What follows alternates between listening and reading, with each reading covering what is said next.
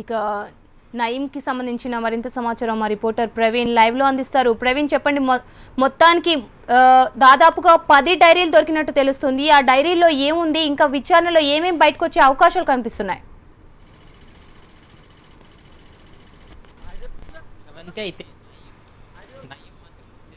వాడుకోకుండా ఒక ఏదైతే పోలీస్ అధికారులతో రాజకీయ నాయకులతో మాట్లాడేటప్పుడు మాత్రం చాలా జాగ్రత్తగా వ్యవహరించేవాడు. అయితే నయీం మాట్లాడినటువంటి సంభాషణలన్నిటినీ కూడా ఇప్పటికే పోలీసులు కూడా పూర్తి స్థాయిలో కూడా ఆధారాలు ఉన్నాయి. అంతేకాకుండా నయీం ఒక్క డైరీ మాత్రమే దొరికిందని ఇప్పటి వరకు ప్రచారంలో ఉన్నప్పటికీ అయితే 10 డైరీలు వాస్తవంగా 10 డైరీలు దొరికినట్లు కూడా పోలీసుల విచారణలో తేలింది. అయితే నయీం ప్రతి ఒక్క విషయాన్ని కూడా పూర్తిగా వాటినన్నిటిని కూడా డైరీలో తన లిఖిత పూర్వకంగా కూడా రాసినట్లు కూడా మనకు స్పష్టంగా తెలుస్తుంది.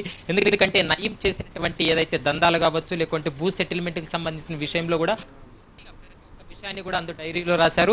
అంతేకాకుండా నయీం నుంచి లబ్ధి పొందిన వ్యక్తులు ఎవరు, తర్వాత నయీంకు ఇచ్చినటువంటి వ్యక్తులు ఎవరు అనే విషయాలు కూడా ప్రతి ఒక్కటి పేర్లతో సహా కూడా అందులో పొందపరిచినట్లు పోలీసులు ఇప్పటికే ఒక పూర్తి నిర్ధారణకు వచ్చినటువంటి పరిస్థితి. అయితే నయీం ఇంట్లో 1.5 గంట నుండి కూడా పూర్తిగా ఇంట్లో కొనసాగుతున్నటువంటి పరిస్థితి.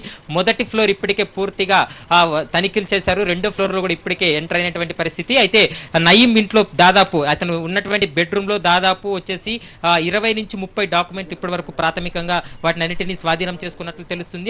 దాంతో పాటు బంగారాన్ని, నగదు కూడా స్వాధీనం చేసుకున్నారు. అయితే ఇప్పుడే తాజా సమాచారం, ఎల్బీ నగర్ ప్రాంతంలోని అస్తినాపురంలో ఒక ఇంటిని కూడా ఇప్పటికే పోలీసులు గుర్తించి ఇప్పుడే వెళ్లి అక్కడ కూడా తనిఖీలు చేస్తున్నారు. అస్తినాపురంలో కొద్దిమంది ఎవరైతే నయీం సంబంధించినటువంటి కొద్దిమంది వ్యక్తులు, తర్వాత అనుచరులు కూడా అస్తినాపురం ఇంట్లో తమ కార్యకలాపాలు కూడా కొనసాగించే వాళ్ళని కూడా గుర్తించి వెళ్లి అక్కడ సోదాలు కూడా నిర్వహిస్తున్నటువంటి పరిస్థితి.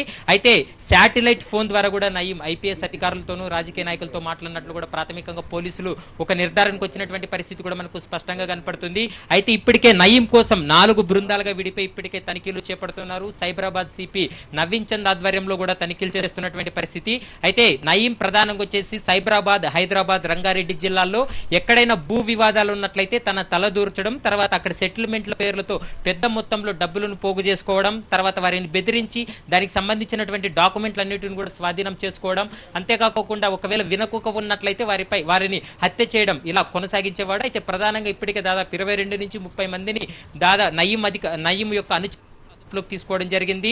అయితే అస్తినాపురం ప్రాంతంలో కూడా ఇప్పటికే నయీం అధికారికంగా ఉంటున్నటువంటి ఇల్లును కూడా గుర్తించడం జరిగింది. ఇప్పుడే దాదాపు 20 నుంచి 30 మంది పోలీసులు అక్కడికి వెళ్లి పూర్తిగా తనిఖీలు చేస్తున్నారు. అక్కడ 2 వ్యక్తులను కూడా ప్రాథమికంగా అదుపులోకి తీసుకున్నట్లు కూడా మనకి సమాచారం అందుతుంది. అయితే అక్కడ కూడా నయీం పెద్ద మొత్తంలో డబ్బుతో డాక్యుమెంట్లు, తర్వాత మారణాయుధాలు కూడా అక్కడ కూడా ఉన్నట్లు కూడా మనకు స్పష్టంగా తెలుస్తుంది. అయితే మరి కాసేపట్లో కూడా అస్తినాపురంలో యొక్క దొరికినటువంటి డాక్యుమెంట్లు కానీ, నగదు కానీ ఎంత మొత్తంలో దొరికాయనే విషయం పైన మాత్రం మరి కాసేపట్లో కూడా ఒక స్పష్టత వచ్చే అవకాశం కనపడుతుంది. అయితే ఇక్కడ మాత్రం ఉప్పాలగూడ ప్రాంతంలో మాత్రం 1.5 గంటగా కూడా సోదాలు కొనసాగుతున్నాయి. ఇప్పటికే 2 లాకర్లను ఓపెన్ చేసి పూర్తిగా అందులో ఉన్నటువంటి దస్తావేజులతో పాటు నగదు స్వాధీనం చేసుకున్నట్లు తెలుస్తుంది.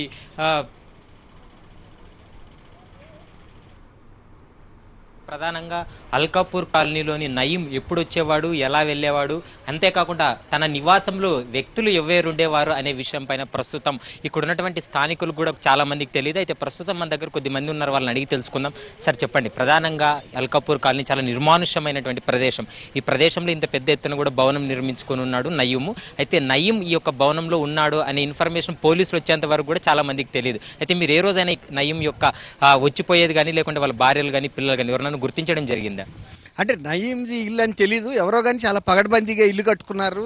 బహుశా సౌదీ నుంచి వచ్చి కట్టడం వలన ఒక వర్గం వాళ్ళు ఇలా గ్రిల్స్ అన్ని పెట్టి అంత బందోబస్తు కడతారు కాబట్టి అలా కట్టుకున్నారు అనుకున్నాము. అయితే ఇందులో 2-3 లేడీస్ బుర్కాలతో ఉండటం, ఒక 3-4 పిల్లలు రోడ్డు మీద ఈవినింగ్స్లో చిన్న సైకిల్ తొక్కుతా కనపడేవాళ్ళు. ఒక మగాయని ఎర్రటాయని ఉండేవాడు, కానీ బహుశా అతను మేము నయీం అని అయితే మాకు అనుకోవట్లేదు నే కూడాను. అయితే ప్రధానంగా నయీము హిందూ సంప్రదాయ ప్రకారం దేవతలు బొమ్మలు ఏర్పాటు చేసుకొని ఎవరికి అనుమానం రాకోకుండా కొన్ని బయట కూడా ఇది నయీం ఇల్లు అని గుర్తించే విధంగా లేకోకుండా ఉందనేది కూడా పోలీసుల వాదన. అది కరెక్ట్ అంటారా? అవి కనపడుతున్నాయి సింబల్స్, ఇక్కడ కట్టారు, గుమ్మడికాయ కట్టారు. ఆ వర్గానికి చెందిన వాళ్ళు గుమ్మడికాయలు కానీ ఇట్లాంటి దిష్టి బొమ్మలు కడతాం అనేది ఉండదు.